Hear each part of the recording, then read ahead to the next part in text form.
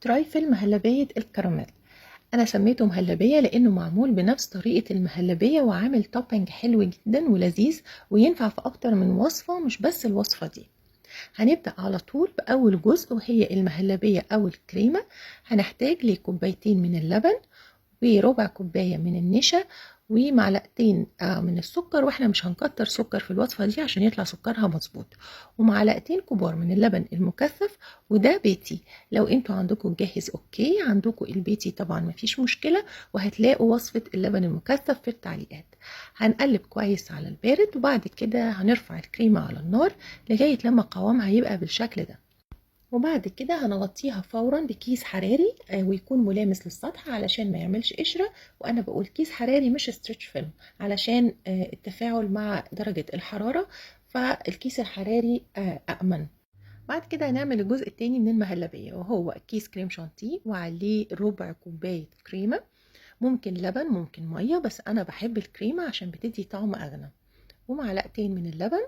وهنقلب كويس او هنخلط كويس قوي لغايه لما نوصل للقوام اللي انتوا حابينه، يعني ممكن القوام اتقل شويه ممكن اخف زي ما تحبوا. وبعد كده هنخلط بقى الكريمه دي مع المهلبيه اللي احنا عملناها في الاول، ويفضل لما نشتغل بيها تكون بارده تماما. هنخلط كويس، ولو استخدمنا المضرب الكهربائي هيدي فوليوم اكتر، كل ما هنضربهم اكتر كل ما هيدي فوليوم حلو. بعد كده بقى هنجيب البسكوت، اي بسكوت، انا استخدمت السافوير لانه كان عندي، لكن لو اي بسكوت عندكم على فكرة، لو بسكوت بدقيق الذرة هيبقى طعمه خطير.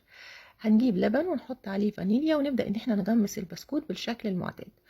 انا بس جربت طريقة تانية وشايفاها اسهل، ان احنا نحط لبن في الصينية في القالب اللي احنا شغالين بيه، وبفرشة صغيرة نبدأ ان احنا نحط خليط اللبن.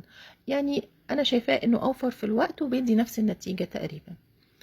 بعد كده هنبدأ بقى نحط طبقة من الكريمة وطبقة تانية من البسكوت وطبقة تانية من الكريمة، يعني دي بقى رتبوها زي ما تحبوا، يعني الترتيب ده زي ما تحبوه، عايزين طبقة واحدة طبقتين، دي حاجة حسب الرغبة. وهنحط برضو اللبن تاني علشان برضو البسكوت يشربه. على فكرة الوصفة دي من الوصفات اللي كل ما بتبات، يعني لو باتت لتاني يوم هتلاقوا طعم البسكوت مختلف تماما وشارب كده كل السوائل دي، فهي من الحاجات اللي بتبات بتبقى أحلى من لما تتاكل في نفس اليوم.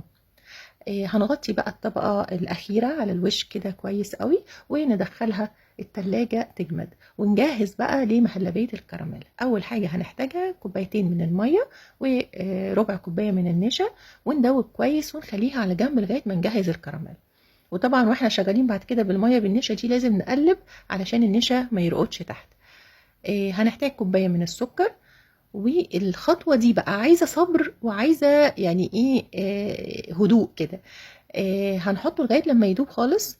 هو طبعا هنا الوقت مش باين لكن هو اخد وقت لغاية لما داب. كل تكتلات السكر بتدوب وهنبقى ايدينا فيها ونقلب كويس قوي. وبعد لما يبقى صوص الكراميل جاهز هننزل تدريجيا بالمية بالنشا ونقلب بالشكل ده. لو حصل اي تكتلات كده ما تقلقوش، هي هتسيح، هي مش بتنشف، هي بتلم كده على بعضها وبترجع تسيح تاني. هنفضل بقى نقلب ونحط كمية المية بالنشا ونسيبه يغلي شوية لغاية لما يبقى شبه الجيلي او المربى. وهتشوفوا بقى الصوص شكله ايه في الاخر، بجد خطير، انا عاجبني جدا الصوص ده، بصوا شكله عامل ازاي، ولما جامد كأننا بناكل مهلبية بالظبط. وبس كده، بعد لما يوصل للمرحلة دي هنطلع بقى القالب ونحطه على الوش بالشكل ده. هنوزعه كويس على الوش ويدخل بقى يجمد في التلاجة، نسيبه بقى ساعتين 3، طبعا كل ما قعد فترة أطول كل ما بقى أحسن. وبس كده هيطلع بقى ويتقطع. بجد كانت وصفة لطيفة جدا وحازت على الإعجاب. وما يعني ما تخافوش، هي مش بتاخد الوقت ولا الخطوات صعبة، بالعكس خطواتها سهلة قوي. أنا هنا حبيت إن أنا أزينه ببسكوت. لو مش عايزين تزينوه براحتكم، عايزين تحطوا مكسرات، طبعا دي بقى حاجة حسب الرغبة. وبس كده الوصفة خلصت. هتقطعوه بقى بالشكل اللي انتوا عايزينه وهيخلص على طول، هو ما بيقعدش. فيا ريت تجربوه، كل مره بقول لكم جربوا الوصفه وقولوا لي رايكم، فانا فعلا مستنيه رايكم وان شاء الله تعجبكم. ولو عجبتكم اعملوا لايك وشير، واستنوني في وصفه تانية، وبألف هنا وشفا.